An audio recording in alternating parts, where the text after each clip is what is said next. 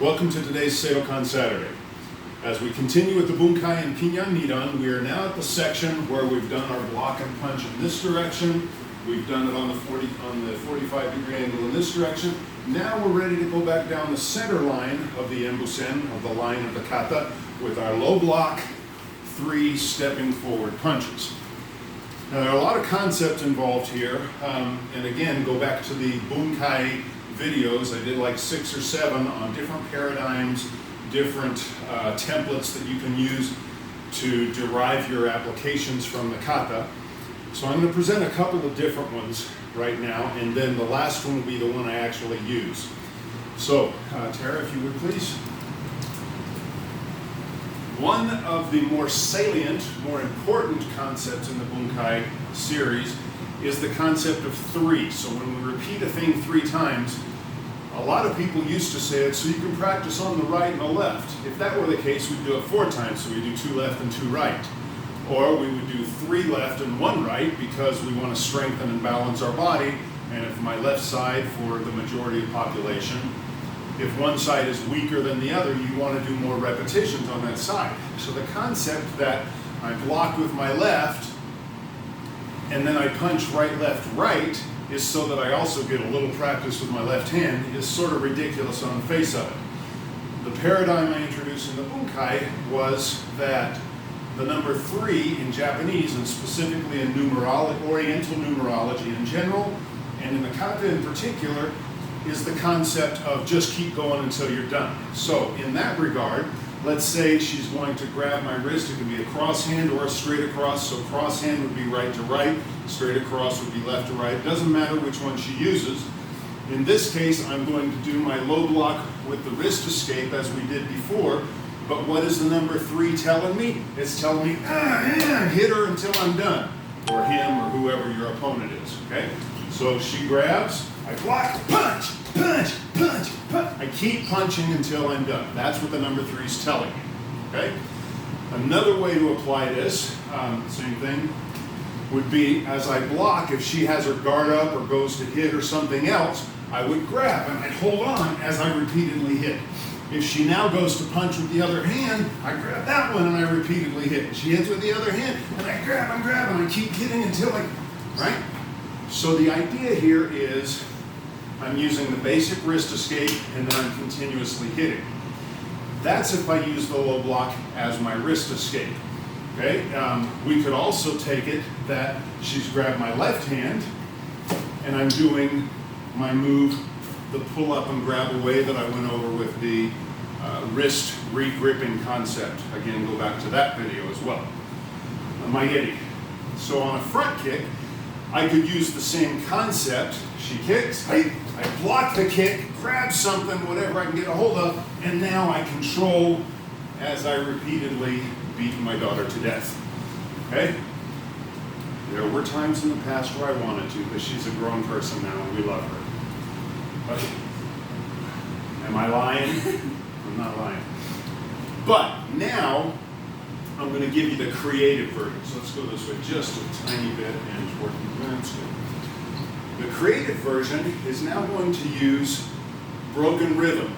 So I'm still going to do 3 steps, 3 punches, but instead of step, punch, step, punch, step, punch, from my block position, I'm going to punch, step, step, punch, punch, step. So I'm still doing 3 steps and 3 punches, but I'm breaking up where they happen. And as I do that, when I've blocked her leg, and this is the difficult part for a lot of people, I block, and then as I come to hikite, I'm rotating my hand this counterclockwise. As I come to hikite, I'm actually going to come under her leg and grab the cuff of her pants, her ankle, whatever I can, and catch the leg. This also requires a little bit of footwork. So I'm going to go back, rock from my back leg to the front as I scoop her leg in, and then you'll see how the steps and punches coordinate with each other, okay? So slowly at first, she kicks, I block and come under. I have to make that move to get in here. If I don't, I block and try to grab, I'm grasping at air. So it's important that I move either with my foot or even a little bit of a lean. Hey, block, scoop, so I can come forward and under and catch that.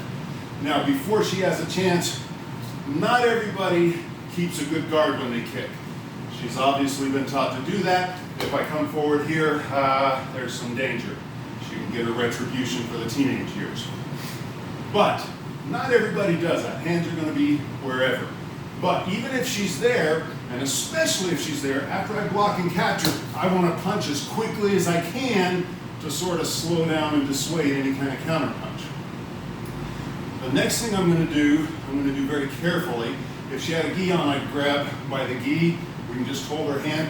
Now, after I've punched, for safety in the dojo, I'm going to hold on to her somewhere. Step. My step takes me to Zenkutsudachi again. My punch was still here, lowering her down. On the street, I'm just going to punch, step, they'll fall. From here, I take my next step. Still only one punch has happened. My next step is a scooping heel kick through the uprights. For safety, we're going to keep it above. You can practice it slightly to the femoral artery on the down leg. Kick through. Now I drop. When I drop, this knee goes right back to where I just kicked. Double punch. My last step is going to go through her chin, and I end up 3 punches, 3 steps.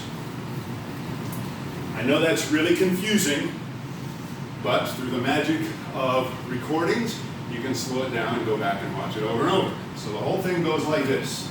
Hey, block, capture, punch, step, kick, punch, punch, kick, and I've gone forward my 3 steps, 3 punches. Let's rotate it. Okay. If you have mats in your dojo or want to put them down, the person doing the falling should be doing a good break fall. The secret to that is I'm going to catch and step and then kind of talk you through this. She doesn't have mats, so we're going to do this very slowly. With mats, you can give it a little more energy. Okay? Hey, block here. So when I step, she's going to cross her arms to prepare her break fall, and as I go behind her leg, just sit.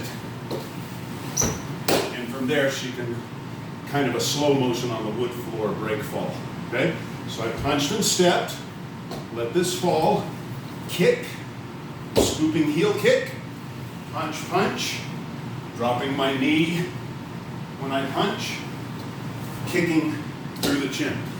So the terrible imagery, and I apologize, kids, close your ears, adults, the terrible imagery I use here is after I've taken her down, my first scoop kick on a man would be to send his twins up through his body. As they begin coming through his body, my knee stops their motion through his body.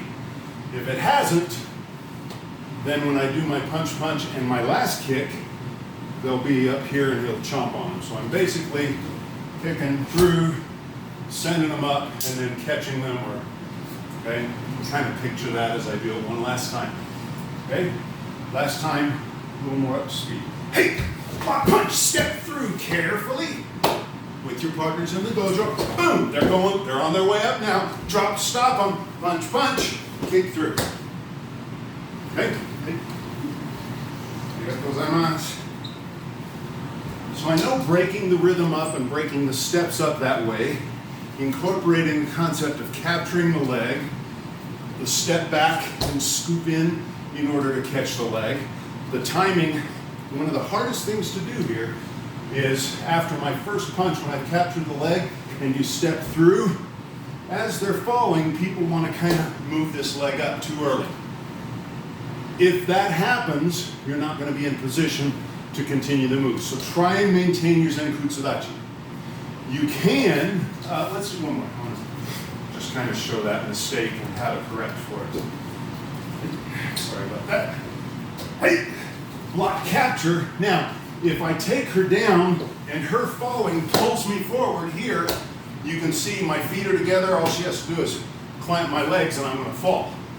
I need to hold a strong stance. If I feel myself being pulled forward, just go right ahead to that next move so that you don't end up kind of in that halfway position with your feet partly together. Okay? Important side note. So with all of that, the multiple punches concept, this sort of a creative timing breakup of the step and punch, I use because it's a good early way to teach how to take down, capture a kick, and do the leg scoop and so forth. So I employ it in Pinan Nidan as my required bunkai for adults. For the kids, simply block, punch, punch, punch. But for the grown-ups or the advanced kid students, once they pass blue-green belt level and are at that intermediate level, then they can start learning the more advanced techniques. Hopefully that gives you some insights and food for thought, things to come up with on your own ideas. Bunkai is not set in stone, as I've shown you several variations. Dozens of other possibilities still exist, just a few to spark some ideas. But that's my required bunkai for my dojo. Hopefully it gives you food for thought. Feel free to steal it, use it for yourselves. Thanks for joining, and until next week, as always, keep practicing.